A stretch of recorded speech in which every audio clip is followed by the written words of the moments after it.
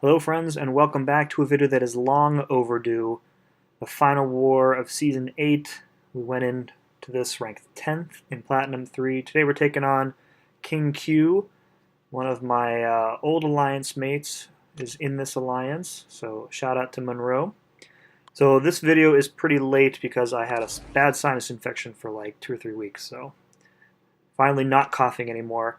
You'll notice that I'm taking in Dorm into my path today, and that's because there is a Mystic Champ on the Explosive Personality Armor Up node, and I thought it might be a Symbiote Supreme, so I wanted to bring Dorm just to cover me for any Mystic Champion. There wasn't any other obvious villains on the path that I would need Ghost Rider for, so so I'm just going to kind of let this play. I wanted to talk about some other stuff. Specifically about kind of the current state of Alliance War and kind of where it's going. I participated in the beta, which was now, a couple weeks ago, a few weeks ago. I have some thoughts on that as well. So in general, the current state of Alliance War for me is that Alliance War sucks. Alliance War is the least fun mode in the game, and it has been really since they introduced seasons, what feels like a lifetime ago. 8 seasons worth of this stuff now. And I feel like, for me, War takes time away from content that I want to do. So for people like me without massive rosters, War takes up 8 of your best champs, including 3 of your presumably best attackers, and locks them up for a period of 24 hours, like 3 times a week.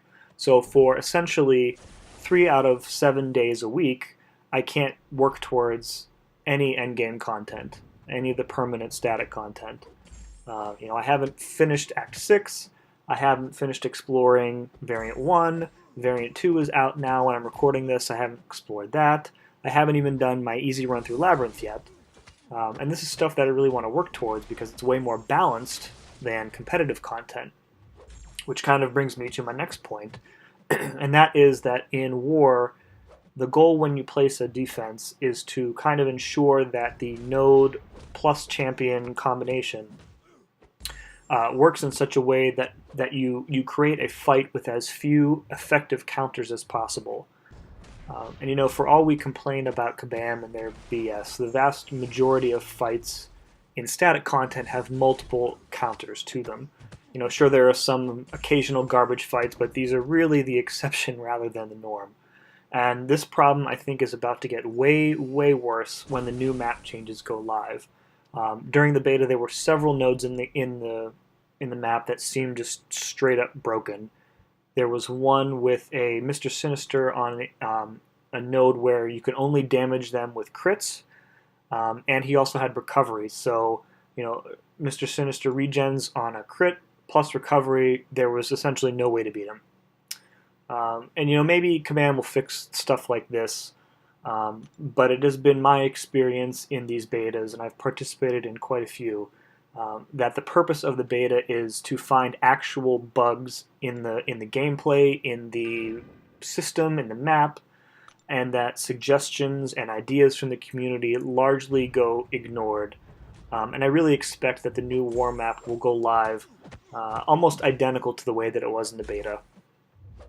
And if you add all that kind of to the continued introduction of irritating defenders like Korg and Thing, and how seemingly every new champion that comes out these days has some form of unstoppable or unblockable, like Annihilus and Nick Fury, and it's just not fun anymore.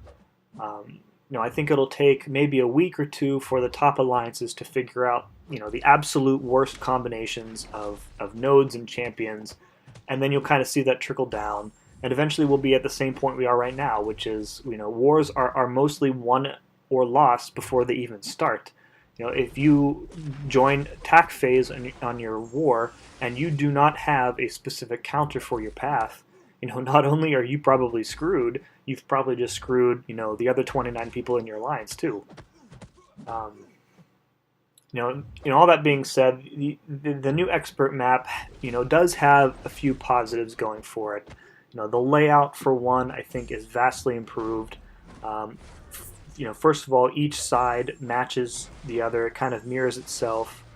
Um, in terms of the portals, I really like that you aren't limited to taking a specific path, and you can kind of portal between sections at will.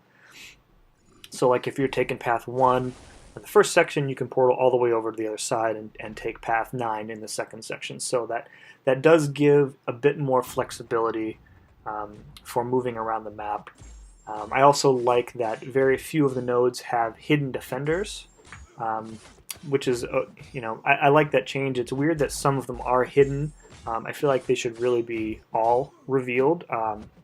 Having all the defenders revealed, I think, solves a lot of the problems um, that I have with the existing setup in War, because you can more effectively plan your paths and your counters if you can see exactly who you're fighting. Um, that said about the map, there are a lot of empty nodes, which is weird. They seem specifically designed to slow you down, i.e., they want you to use energy to move around the map without actually fighting. And I think this in turn will result in players either, needing to fight unboosted or needing to boost up twice and even 3 times per war in order to finish. Which kind of brings me to my next point, is that, war is just way too costly, way too stressful. There is an immense amount of pressure at the platinum level and above to finish your path without dying. And in most cases, in almost every case for me anyway, this necessitates the use of items. If you watch my war videos, you see that I boost up every war. Sometimes I'll be able to get those boosts for free. You get one light and one medium champion boost per round of AQ from one of the alliance events. If I have the energy and if the event comes up in time, you can get the light attack boost from the champion class combat events. But there are times when I have just run out and I've had to spend units, and those things are not cheap. I think the light attack boosts are like 30 units and the champion boosts are like 90, and you can't get the medium and big boosts without spending a ton of units on either the questing packages or spending real money on some of the low value offers that come out. So I don't take the hardest path in War, and I know that, but I definitely don't take one of the easy ones either. And I feel like I've been pretty successful at this level, other than my first couple experiences back in my previous alliance. But that success, I think, has come at a cost, and frankly, the rewards just don't seem worth the stress and the unit cost anymore. The stress, some of it is me putting pressure on myself. I am my own worst critic. Guys in my battle group chat will tell you that. A couple of them are the same way.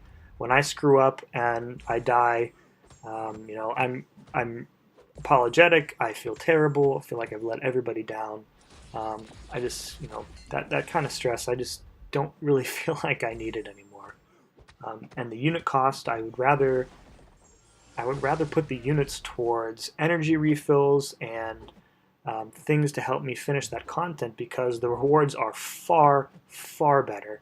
I would much rather spend a week working through exploring variant than I would playing War, because at the end of variant, I get a guaranteed rank up gem to take somebody to rank 5, and in War, I'll get maybe 5-10% of a single tier 5 basic. Like, who cares anymore? It's just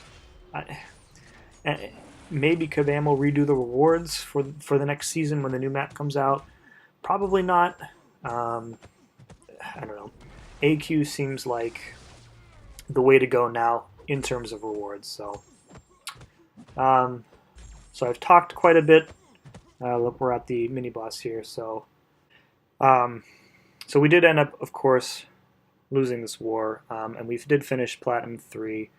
I don't think I'll get enough time to do a war rewards video. Maybe I will, but seeing as this is coming out so late.